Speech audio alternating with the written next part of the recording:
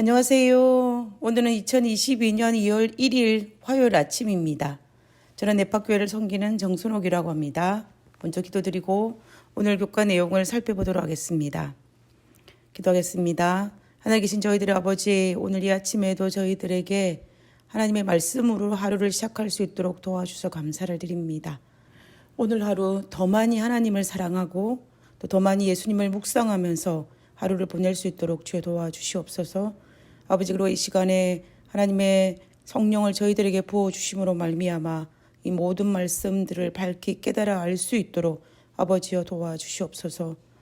이 시간 우리와 함께 하실 것을 감사드리오며 거룩하신 예수님의 이름으로 기도드렸습니다. 아멘. 예, 감사합니다. 우리는 이번 주에 신실하신 제사장이 되시는 예수님에 대해서 공부하고 있습니다.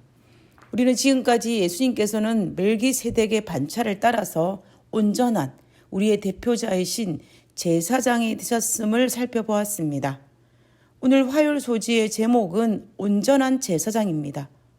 오늘은 예수님께서 이 땅에 초림하셔서 한 사역과 희생이 구약의 어떤 율법의 변화를 가져왔는지에 대해서 살펴보도록 하겠습니다. 예수님께서 사역을 시작하시면서 산 위에서 이스라엘 백성들 앞에 설교하실 때에 우리에게 산상수훈으로 알려진 예수님의 산상설교에서 율법에 대해서 이렇게 말씀하신 적이 있었습니다. 마태복음 5장 18절에 있는 말씀입니다. 진실로 너희에게 이르노니 천지가 없어지기 전에는 율법의 1.1획도 결코 없어지지 아니하고 다 이루리라고 하였습니다. 천지가 없어지기 전에는 절대로 율법이 변경되지 아니한다라는 것입니다. 우리는 지금도 이 말씀을 믿습니다. 왜냐하면 예수님의 말씀이기 때문에 성경의 모든 맥과 일치하기 때문입니다.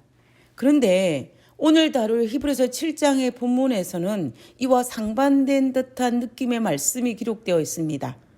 히브리서 7장 12절에 보면 제사 직분이 바꾸어졌은즉 율법도 반드시 바꾸어지리니라고 하였습니다. 분명히 율법이 1.1획도 결코 없어지지 아니한다라고 하였는데 어떻게 율법이 반드시 바꾸어지리라고 하였을까요? 우리는 오늘 이 교과를 통하여서 이 문제에 대해서 살펴보도록 할 것입니다. 우리는 간혹 성경을 읽다 보면은 난해절을 발견하게 됩니다.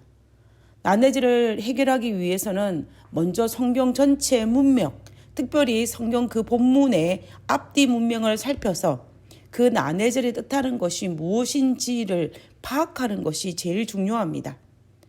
마태복음 5장의 율법과 히브리서 7장에서 말하는 율법이 같은 율법인지 아니면 다른 율법인지를 파악하는 것이 중요하다는 것입니다.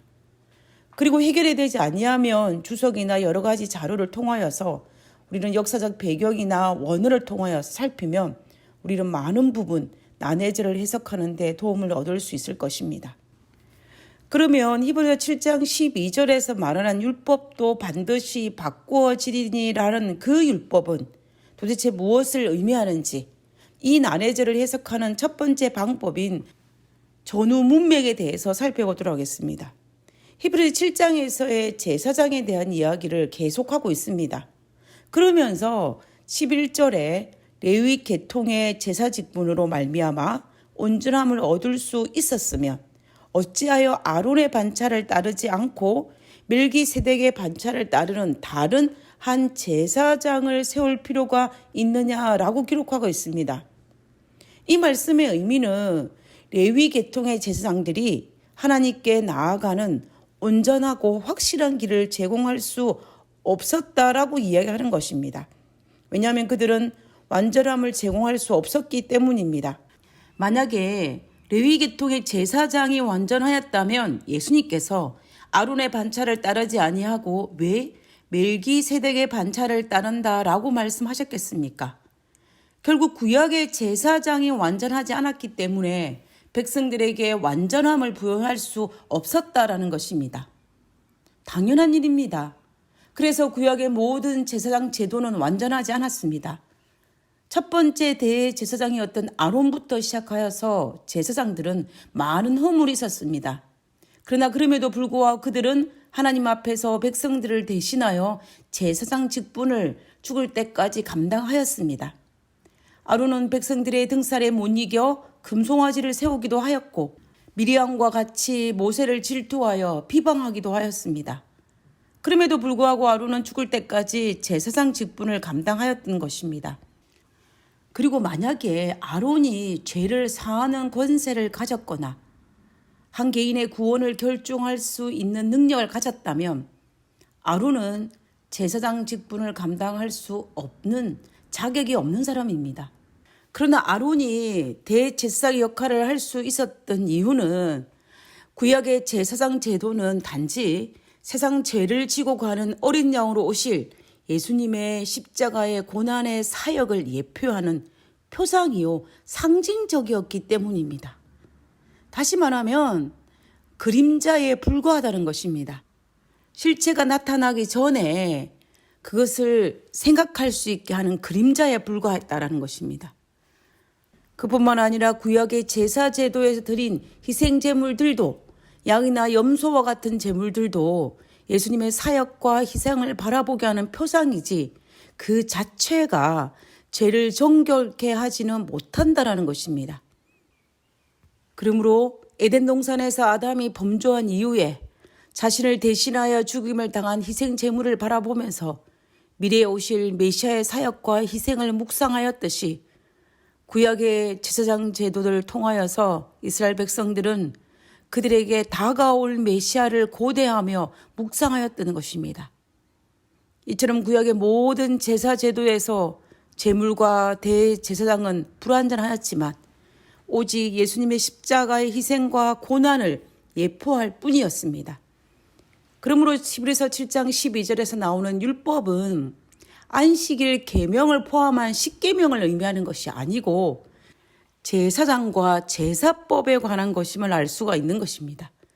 결국 구약에서 제사장과 제사법이 예표했던 실체이신 온전한 제물 되시는 예수님께서 오셨기 때문에 이제는 더 이상 구약의 제사법이나 제사장은 필요가 없게 되었다라는 것을 설명하기 위해서 히브리서 7장 12절에 율법이 변경되었다라고 이야기하는 것입니다.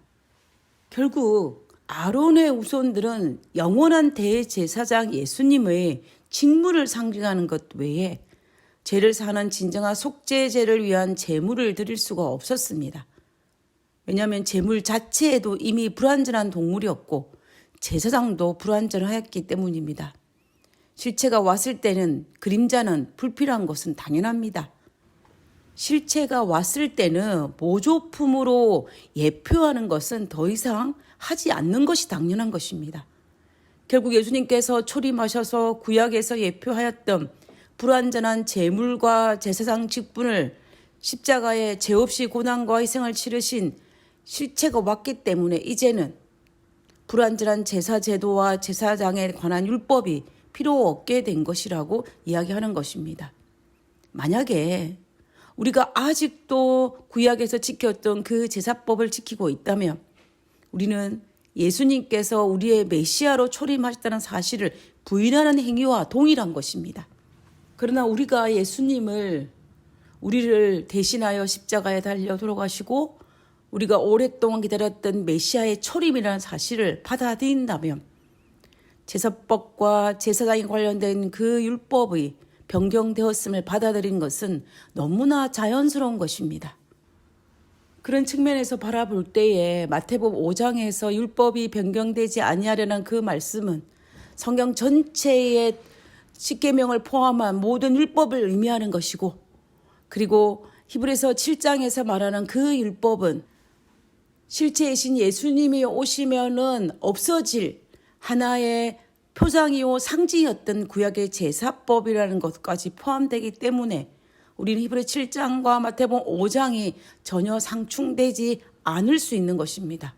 오히려 예수님께서 오셔서 우리를 위하여 십자가에 달려 돌아가심에도 불구하고 여전히 제사법에 관련된 율법을 지킨다면 구약에서 표상이요 하나의 상징이라고 말씀하였던 그 말씀이 오히려 틀린 말씀이 될 수 있는 것입니다. 그러므로 구약에서 실체이신 예수님이 오시면 구약에서 지냈던 제사법에 관련된 모든 율법이 없어질 것이라는 그 율법이 예수님께서 오심으로 말미암아 폐지되는 것이 오히려 율법에 맞는 것이 되는 것입니다. 하나님께서는 시건치 아니하시는 분이라고 말씀하셨습니다. 하나님께서는 여기에서는 이 말씀하시고 저기에는 저 말씀하시는 분이 아니십니다. 하나님은 우리를 혼란케 하시는 분이 아니십니다. 우리가 좀 더 밝은 지혜와 하나님을 깊이 묵상하면서 말씀을 볼 때에 하나님의 말씀은 하나의 맥을 이루고 하나의 통일된 메시지를 전달하는 것을 알 수가 있습니다. 그러므로 우리는 하나님의 이 말씀을 마음으로 가슴으로 받아들이는 것이 우리에게 필요하다는 것입니다. 85페이지에 있는 영감의 교훈을 한번 읽어보도록 하겠습니다. 의문의 율법이 폐지됨.